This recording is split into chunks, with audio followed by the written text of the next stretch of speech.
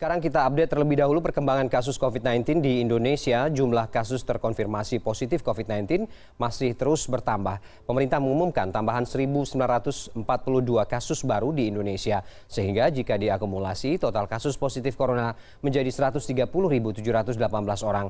Kemenkes lewat situs Satgas. Beralih ke sektor lainnya pemirsa, di mana pandemi corona juga menggerus kinerja usaha sektor retail. Bahkan para pelaku retail mengaku telah mempersiapkan langkah pemutusan hubungan kerja atau PHK para pegawainya karena akan melakukan penutupan beberapa outlet retail jika kondisi wabah virus COVID-19 ini belum berakhir. Kalangan pelaku usaha retail. Assalamualaikum warahmatullahi wabarakatuh. Hai teman-teman, perkenalkan nama saya Lui Lestari, mahasiswa baru Prodi Akuntansi Fakultas Ekonomi dan Bisnis UIN Syarif Hidayatullah Jakarta. Di video ini, saya akan menjelaskan potensi e-commerce di masa pandemi COVID-19. Seperti yang telah kita ketahui, saat ini seluruh negara di dunia sedang dilanda wabah COVID-19. Indonesia pun termasuk salah satu negara yang terdampak oleh wabah COVID-19. Wabah ini telah memakan banyak korban jiwa dan juga menyebabkan berbagai negara di belahan dunia mengalami resesi ekonomi. Indonesia menjadi salah satu negara yang mengalami resesi ekonomi atau kemerosotan ekonomi akibat wabah COVID-19 ini. Bagaimana tidak? Pemerintah telah mengeluarkan kebijakan untuk menutup berbagai tempat yang berpotensi menjadi tempat penyebaran virus COVID-19 ini. Contohnya adalah pusat perbelanjaan dan perusahaan-perusahaan besar. Karena tempat tersebut ditutup, terjadilah penurunan pendapatan. Bahkan, banyak sekali karyawan yang kena PHK oleh perusahaan-perusahaan mereka akibat wabah COVID-19 ini. Pada akhirnya, mereka tidak memiliki pekerjaan dan juga tidak memiliki pendapatan, sehingga mereka tidak mampu untuk memenuhi kebutuhan hidup mereka. Lantas, apa solusinya untuk mereka yang tidak mempunyai pekerjaan saat ini? Jawabannya adalah berwirausaha. Di zaman yang sudah modern ini, berwirausaha tidak hanya dapat dilakukan secara konvensional, tetapi dapat juga dilakukan secara modern, yaitu bisa dengan berwirausaha melalui e-commerce. E-commerce adalah segala aktivitas jual beli yang dilakukan melalui media elektronik. E-commerce sendiri melibatkan transfer dana dan pertukaran data elektronik, sistem manajemen, serta pengumpulan data secara otomatis. Saat ini, e-commerce merupakan salah satu bisnis yang sering digeluti oleh masyarakat Indonesia karena memberikan keuntungan yang sangat menjanjikan. E-commerce adalah jawaban untuk masyarakat yang ingin berwirausaha secara modern.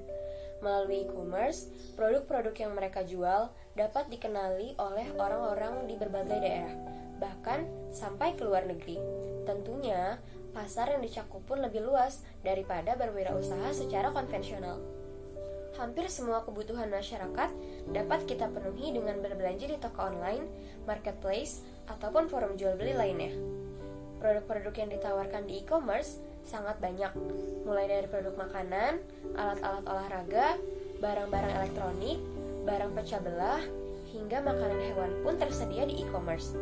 Hingga saat ini, transaksi e-commerce antara penjual dan pembeli masih sangat mendominasi di Indonesia.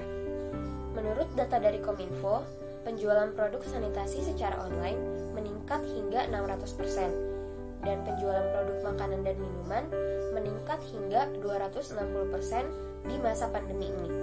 Data tersebut belum termasuk peningkatan transaksi online produk-produk yang lainnya.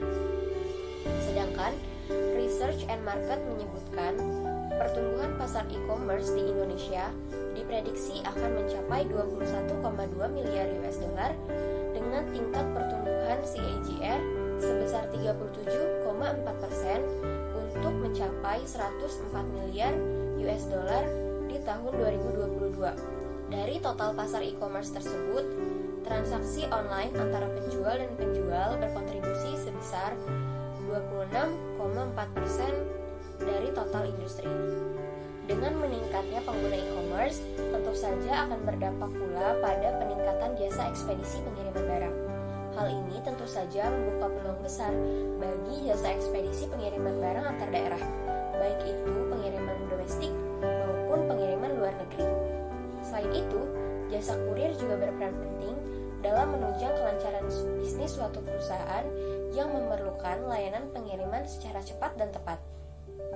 Sejak penyebaran COVID-19 di Indonesia, sejumlah perusahaan jasa pengiriman barang mencatat pengiriman barang meningkat hingga 80%, dan sekitar 60 hingga 70% pengiriman barang berasal dari e-commerce. Dari sinilah timbul persaingan antar pengusaha. E-commerce sangat membantu mereka untuk mempromosikan produk-produk yang mereka jual. Pada akhirnya, e-commerce menjadi salah satu kebutuhan primer bagi para pengusaha di masa pandemi COVID-19 ini. Oleh karena itu, potensi e-commerce di masa pandemi COVID-19 ini sangatlah besar dan mampu mendorong perekonomian Indonesia yang sudah mulai lesu pada awal masa pandemi COVID-19. Sekian penjelasan potensi e-commerce di masa pandemi COVID-19 dari saya. Kurang lebihnya mohon maaf. Wassalamualaikum warahmatullahi wabarakatuh.